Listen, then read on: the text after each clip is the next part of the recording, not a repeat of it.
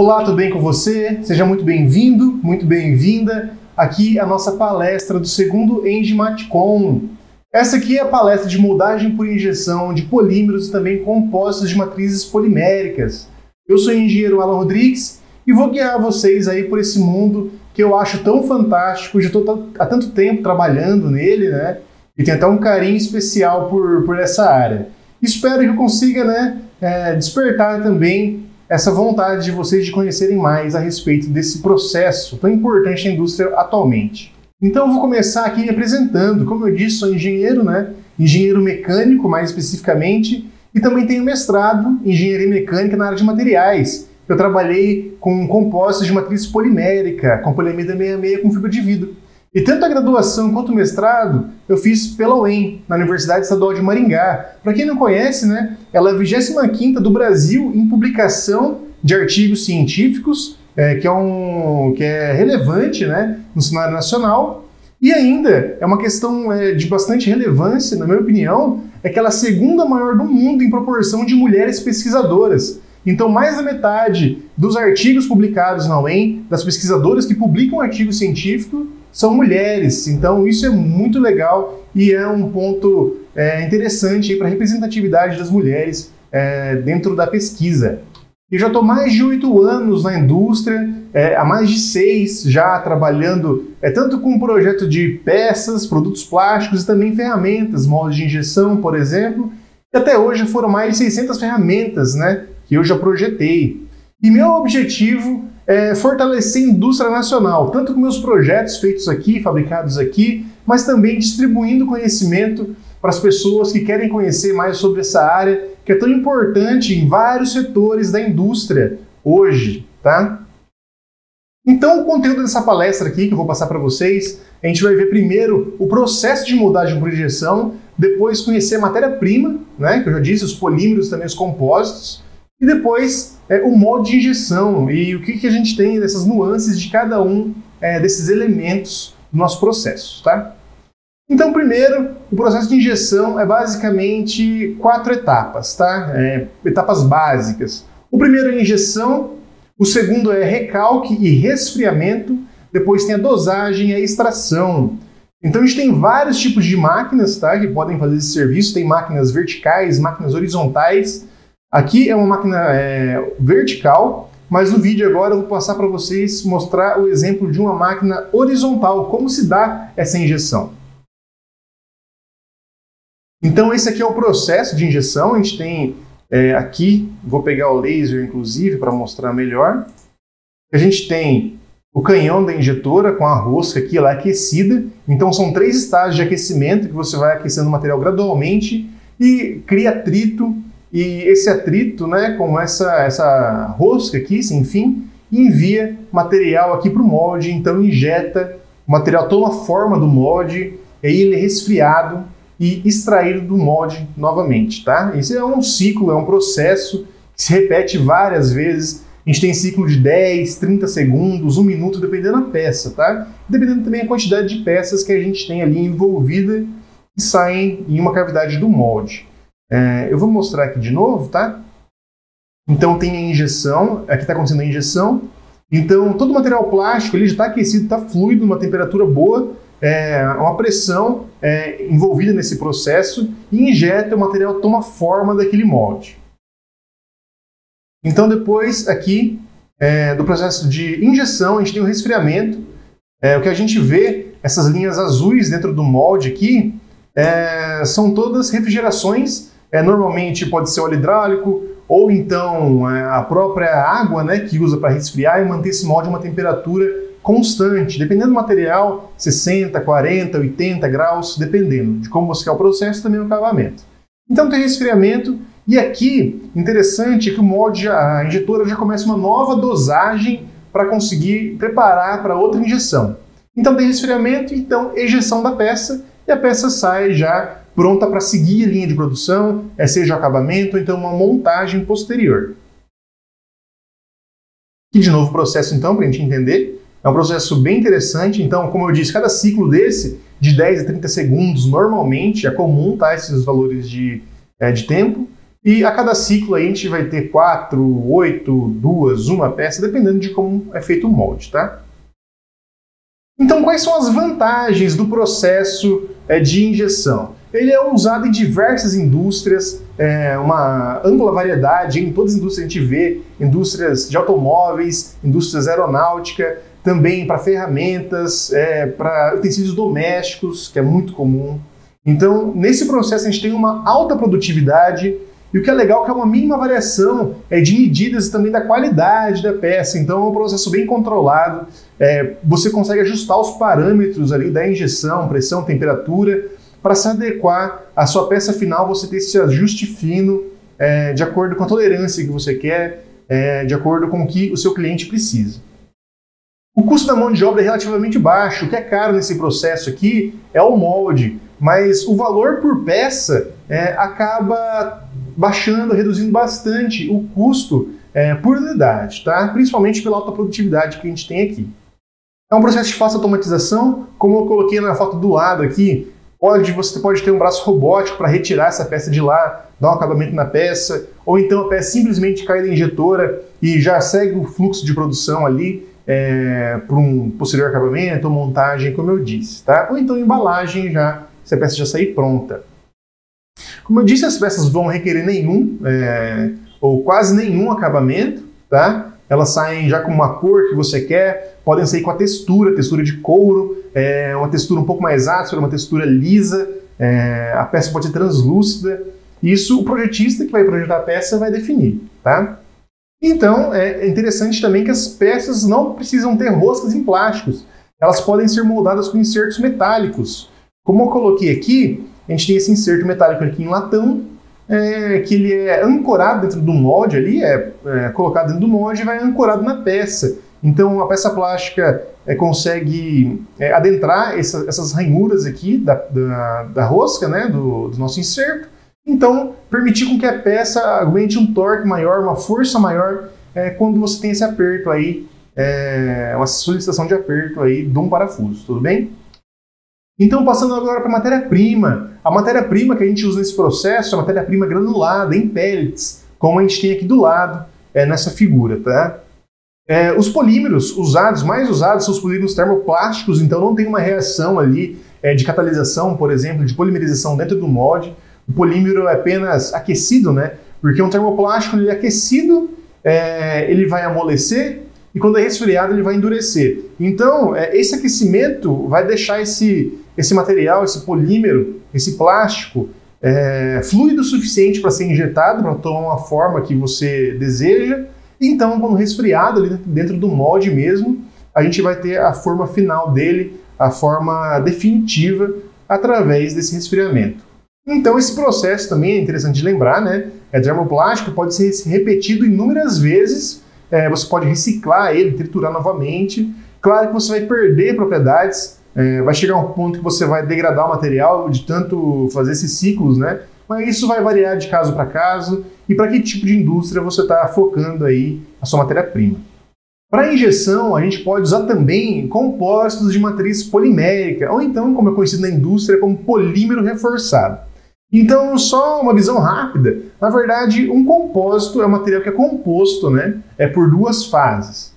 Normalmente duas fases, podem ser mais, mas no nosso caso aqui, na injeção, normalmente 99,9% dos casos é duas fases. Então você tem a matriz, que é uma matriz polimérica, de polímero termoplástico, e uma fase dispersa. Essa fase dispersa, aí você pode ter vários tipos, né? Normalmente fibras curtas, podem ser fibras longas também, partículas. Normalmente, fibra de vidro é amplamente utilizado nesse processo. Então, fibra de vidro você utiliza porque é um material barato, que pode ser agregado ao seu polímero e conseguir uma resistência à tração, uma resistência mecânica, resistência ao impacto mais elevada e também uma tolerância dimensional até um pouco mais restrita em alguns casos, tá? E qual que é a vantagem do material compósito? Que a gente tem que entender. Normalmente, pela definição, tá, o material compósito é um material que você tem as duas fases que contribuem para criar um material melhor. Então você tem um pouco das características da matriz e um pouco das características das fases dispersas, E isso você tem uma gama de aplicações, uma gama de propriedades diferentes do que você tinha antes. Pode ser mecânicas, pode ser químicas, pode ser térmicas, tá? Então, cada uma das fases vai contribuir para o seu propósito, para a sua resistência, para a sua melhoria. Aqui do lado, a gente tem essa foto aqui, é da peça do meu mestrado, né, do ensaio de tração, onde teve a fase de ruptura durante o ensaio. A gente fez um MEV dessa região. Então foi depositado, né, o ouro nessa camada fina de ouro, ali nessa seção que foi quebrada. Então a gente consegue ver a matriz, né, com comportamento aqui bem dúctil, e ali as fibras de vidro orientadas. Esse material é a poliamida 66, ou nylon, tá, também conhecido, com 30% de fibra de vidro. Então a gente percebe ali que você tem as fibras bem aderidas no material, estão na direção, na maioria, né, do caso aqui, ela está perpendicular, está normal a face de rompimento ali, a face da fratura. Isso que é muito interessante a gente entender. Então, a orientação das fibras, a orientação dessa fase dispersa dentro do seu compósito vai ser de fundamental importância para as resistências mecânicas, para a resistência no geral, né, da peça que você vai ter no final do processo de injeção. Dos polímeros, tá, o que normalmente a gente injeta polipropileno, PP, o polietileno, poliestireno, ABS, policarbonato, poliamida, poliacetal, tem o poliuretano termoplástico, né, que tem essa característica elastomérica ali, a gente consegue fazer vedações com ele. Então são inúmeros tipos de materiais, eu vou citar alguns aqui para a gente entender um pouco.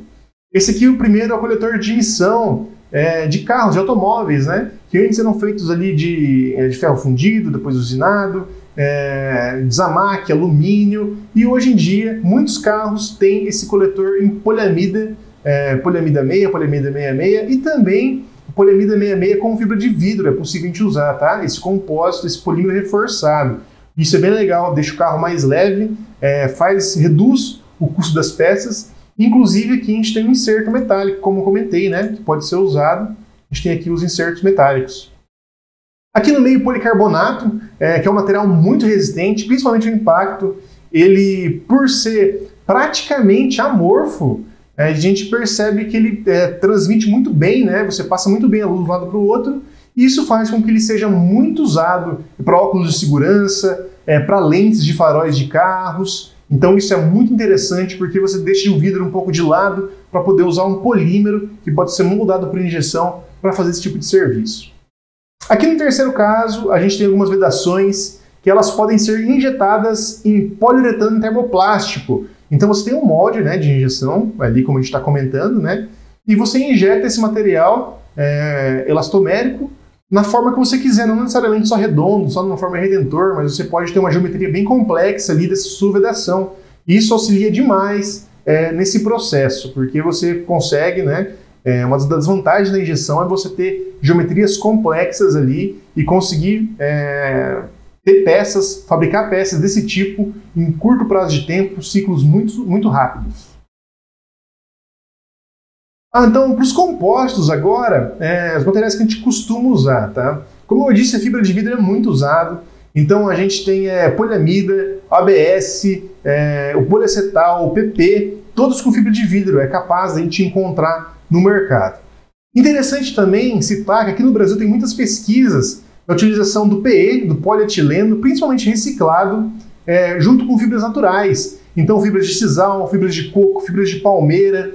Então, você agrega o plástico, um plástico reciclado, e torna ele viável, tanto socialmente quanto economicamente ali, e ambientalmente. Você dá trabalho, né? Você não tira subsistência de algumas comunidades ali que tem esse trabalho de extrativismo, né, do vegetal ali, da vegetação, da natureza, e consegue unir isso a essa fabricação por injeção. Então você tem umas propriedades melhores ainda. Normalmente você usa um PE reciclado, que já tem umas propriedades um pouco piores do que o natural, do que o virgem, que veio novo, né, da fábrica, mas você agrega fibra natural e consegue propriedades até melhores do que esse material virgem. Isso é muito interessante. Estudos também aqui no Brasil, tá? Do polietileno com óxido de grafeno, que você tem propriedades melhores também, um percentual pequeno de óxido de grafeno já agrega muito em resistência mecânica, condutibilidade térmica e elétrica no seu material, na sua peça final. E também é possível injetar ABS com fibras de carbono e ter um resultado melhor em relação à resistência mecânica, tá? Aqui a gente tem 3 casos. O primeiro caso aqui, para a indústria bélica, né, para fabricação, algumas armas hoje estão sendo fabricadas já com compósitos, tá? Principalmente a poliamida 66 com fibra de vidro, pela resistência muito boa que ela tem, até a resistência à abrasão, altas temperaturas que ela consegue trabalhar. Então, tudo isso junto faz com que ela seja viável até para esses usos até um pouco extremos, tá? Nesse caso do meio aqui, a gente tem polietileno com fibras naturais para fazer peças, né, ali da alavanca de carro, do vidro do carro, né? Então, você agregando esse tipo de material ao seu produto, você pode ter tanto trazer essa consciência, né, para o seu produto, para quem compra, tanto ambiental, de usar o material da natureza ali para reforçar, para ganhar mais resistência, e também social, para apoiar, né, as comunidades que trabalham aí com extração de recursos naturais ali, de folhas, plantas, tá? No terceiro caso aqui, uma engrenagem feita também em ABS com fibra de carbono. Como eu disse, você aumenta a resistência, esses dentes ficam mais resistentes, não tem tanto esse perigo de roçar, né, esses dentes aí, você perder eles durante a utilização. Vamos passar agora então para o modo de injeção, entender um pouquinho mais dele, tá? De uma forma básica, de uma forma simples, o molde é a ferramenta que vai dar forma ao nosso produto final. Então, ele é uma ferramenta, um elemento de precisão e também, consequentemente, né, de um alto custo, que é composto por várias placas e cada uma tem a sua função. E todas elas colaboram, trabalham junto ali para um funcionamento harmonioso do seu molde, para você ter um produto injetado num tempo rápido, com bom acabamento superficial, com boa resistência também. Isso é muito interessante. E o que vale ressaltar é que é importantíssimo você ter um bom molde, você tem um molde alinhado ali para que o seu produto seja bem feito. Alguns autores dizem que 70% a 90% do sucesso de uma peça plástica, de um produto plástico, é devido ao um molde bem feito, tá? Então aqui, algumas funções básicas do molde de injeção. A gente já viu aqui, mas eu vou colocar de novo o sistema aqui do funcionamento, né, do processo de injeção da injetora ali do molde. Então a gente tem 5 funções básicas, tá, do molde. Então a primeira é alimentação, é levar esse plástico ali fluido, né, da injetora até a cavidade para realizar essa moldagem, tá? Realizar a moldagem mesmo da peça, fazer com que esse plástico tome a forma da peça que você deseja. Esse molde tem que resfriar bem o seu material, a sua peça, para que ele possa ser extraído depois, etapa de extração, sem nenhum defeito. Então, se você está com o material um pouco quente ainda, um pouco abaixo da temperatura de transição vítrea, por exemplo, temperatura de fusão em alguns casos, né, você está a margem pouco abaixo, você pode ter a deformação desse material da sua peça quando for injetar. Por isso é muito importante esse sistema de refrigeração. A extração, né, você tem que tirar a sua peça do seu molde, né, isso é óbvio, você tem que fazer isso da melhor forma também possível. E outro sistema é o sistema de alinhamento. Então, como a gente vê, o molde tem uma placa, um lado que é fixo, um lado que é móvel, e esses dois lados têm que se alinhar perfeitamente quando existe esse fechamento. Isso é muito importante também para esse acabamento superficial e também para a qualidade do produto final.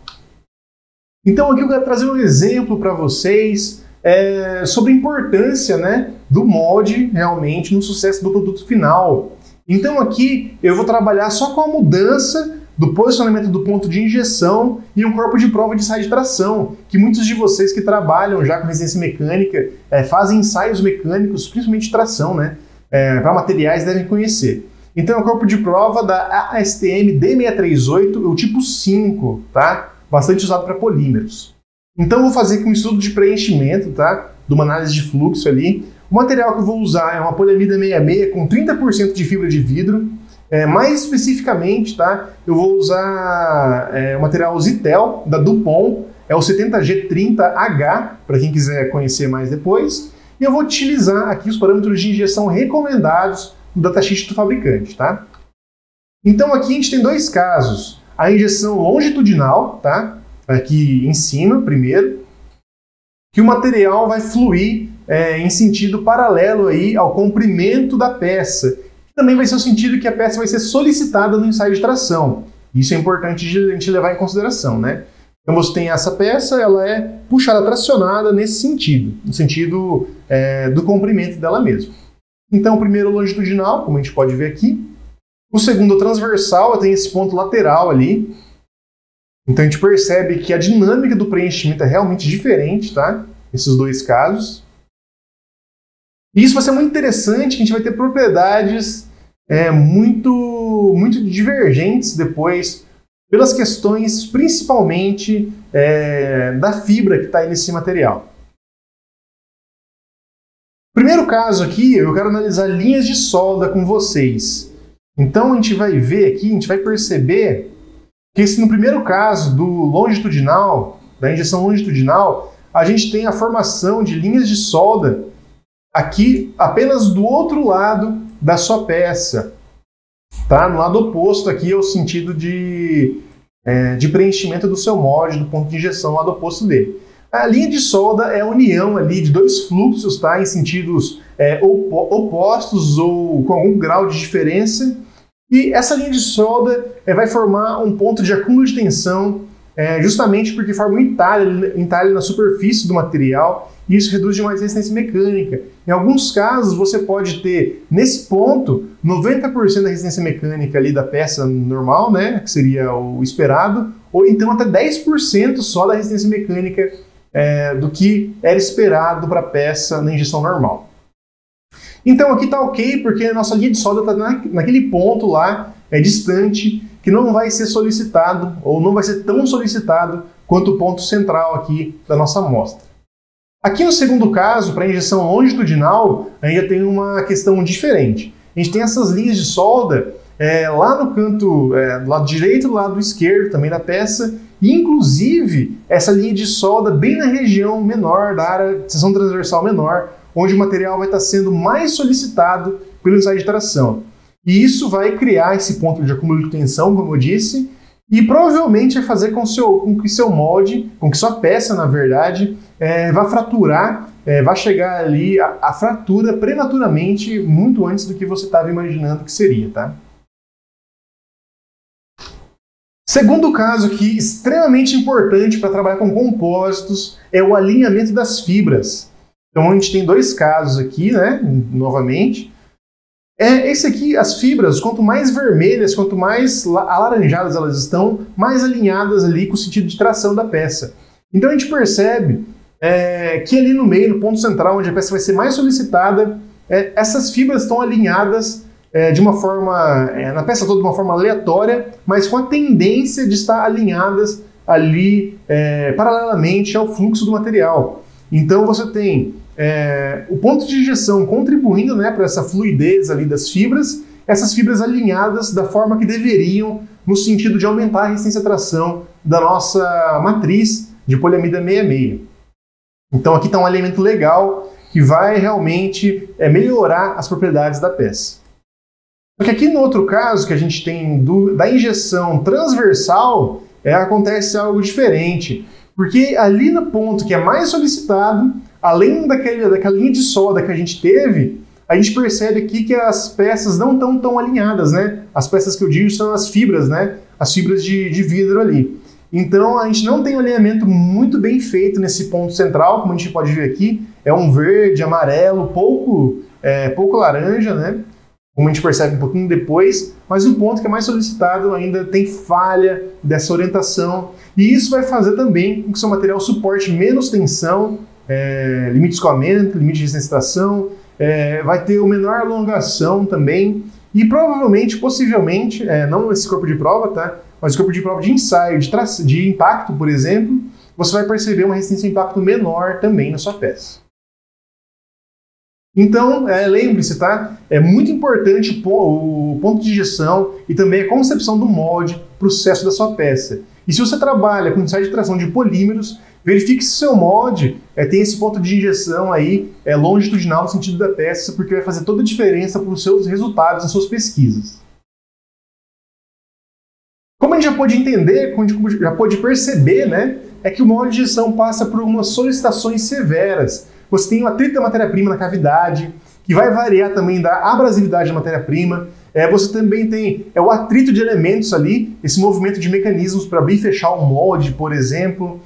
Você tem a pressão de injeção, que é uma pressão alta, tá? Que quando você joga, né, você injeta o material na cavidade, essa cavidade fica com uma pressão alta e você tem que ter uma resistência boa do seu molde para ele não flambar, não fletir ali e conseguir segurar ele fechado. E também para segurar ele fechado, você tem a força de fechamento da injetora, que é uma força oposta, que se opõe a essa força de injeção, essa pressão de injeção aí, essa força de abertura, para manter também o molde fechado. Então o molde é muito solicitado, tá? Nos dois sentidos, tanto de abertura quanto de fechamento dele. Então a gente já percebe que ele tem que ser um material, uma peça, né? Um elemento muito robusto aí do seu processo. E também ele tem que suportar altas temperaturas, tá? Que são intrínsecas aí ao processo de moldagem por injeção, porque a gente tem injeção de materiais a 200, 250, manter o molde a 80 graus, por exemplo, então isso exige muito desses componentes, dessa estrutura como um todo. Então, quando a gente for selecionar materiais também para os moldes de injeção, a gente tem que tomar muito cuidado, porque tem uns fatores que a gente tem que levar em consideração. Claro que a gente não vai conseguir considerar o material ótimo para todos esses quesitos aqui, mas o que for mais interessante para o seu caso, você tem que já ficar de olho e acender o alerta para aquele ponto específico, tá? Então o seu material tem que ter uma boa resistência mecânica, uma boa condutibilidade térmica para favorecer a refrigeração ali, tem que ser resistente à corrosão, dependendo do material que você vai usar, vai ter um material mais corrosivo que o outro, tem que ter usinabilidade, tem que ser possível de usinar, pode ser mais fácil, mais difícil, dependendo do que você precisa selecionar para o seu caso, tá? Normalmente, quanto mais fácil de usinar, melhor, mas aí a gente não vai ter um material tão duro, né? Uma camada tão dura. Tem que ser soldável, tem que permitir a soldabilidade para que você possa fazer alguma manutenção nesse molde. Se sua ferramenta é quebrar durante a usinagem, você consegue fazer um reparo rápido ali, sem precisar fazer um postiço, então trocar essa placa inteira.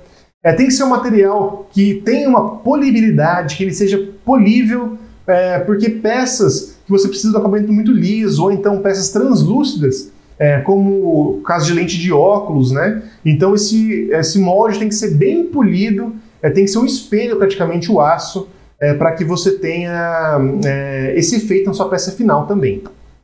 Tá? Então é ideal você pegar um material também que tenha um tratamento térmico mais simples, que seja mais simples de você endurecer ele, enrijecer ele, principalmente externamente. Tem que ter um bom desempenho também após a nitratação, que é um processo muito utilizado na fabricação de moldes, né, para o acabamento superficial do molde. E também possibilitar texturização, se esse for o seu caso, uma textura de couro, uma textura de areia ali, fazer o acabamento mais fosco, por exemplo, tá? Então aqui, quais são os materiais que a gente usa geralmente, tá? Então peças que têm utilização exclusivamente estrutural, a gente usa aços de médio carbono, normalmente o SAI 1045, tá? É bastante utilizado. Pinos extratores, a gente trabalha com o AISE H13, temperado e nitretado, com núcleo ali entre 40 e 45 HRC e a superfície de 45 a 70, justamente para suportar todas essas forças, todo esse movimento do molde, tá? Que ele vai fazer para extrair a peça, ali o atrito durante o funcionamento mesmo, e também suportar as altas temperaturas do seu material plástico polimérico ali na injeção. Colunas e buchas guia, que são as que a gente tem do lado aqui. Normalmente utiliza-se SAI 8620, temperado e cementado, tá? Então a superfície, a gente tem uma superfície muito dura, de 58 a 60 HRC, mas o núcleo um pouco mais dúctil para permitir esse trabalho dessa peça aqui, que vai fazer vai guiar, né, a placa móvel com a placa fixa. As cavidades, tanto macho quanto fêmea, tá? A P1 e a P2 que a gente conhece no molde. Eu coloquei 3 possibilidades, depende da sua aplicação, que aqui vai poder variar um pouquinho mais, tá? Então, pode ser utilizado o SAIP20 para uso geral, tá? Ele tem uma boa usinabilidade, ele é fácil de usinar, você consegue usinar ele rapidamente, consegue fazer reparos também. O AZH13 ESR, tá? Ele é um material para alta resistência mecânica, tem uma alta resistência à abrasão, e quando você precisa de um alto polimento no seu molde, é recomendado que você use esse H13. Mas para quem conhece sabe que é um pouco difícil de usinar, gasta bastante a ferramenta por ser um material mais duro também. O AZ420, que é um aço inox martensítico, ele é muito importante para ser utilizado em polímeros corrosivos ou então ambientes corrosivos, com muita salinidade, por exemplo, tá? Se você for injetar seu molde, né, injetar sua peça em um local com muita salinidade, é interessante que você utilize esse aço para a sua fabricação. Mas polímeros corrosivos, por exemplo, os clorados, né, o acetato, o PVC, então é interessante para você ter uma durabilidade maior do seu molde, utilizar esse aço AZ420, tá? Então eu agradeço demais pela sua presença, pela sua atenção aqui. Espero que eu tenha conseguido esclarecer bastante todo esse universo, né, da moldagem por injeção. Tentei falar do máximo de coisas que foi possível aqui nesse curto espaço de tempo. Mas se tiver alguma dúvida, pode me mandar. Tem meu Instagram aí, eng.alanrodrigues, Alan com 2 L's. Pode me procurar no LinkedIn também, pode mandar um e-mail se quiser, eng.alanrodrigues@gmail.com, que eu vou ficar à disposição de vocês. Se tiver alguma dúvida, pode me enviar também, eu vou ficar muito feliz em ajudar e fazer você conhecer mais todo esse processo que eu gosto tanto, que é a moldagem por injeção. Tudo bem? Então, até mais, boas palestras, bom congresso para você e nos vemos em breve. Até mais!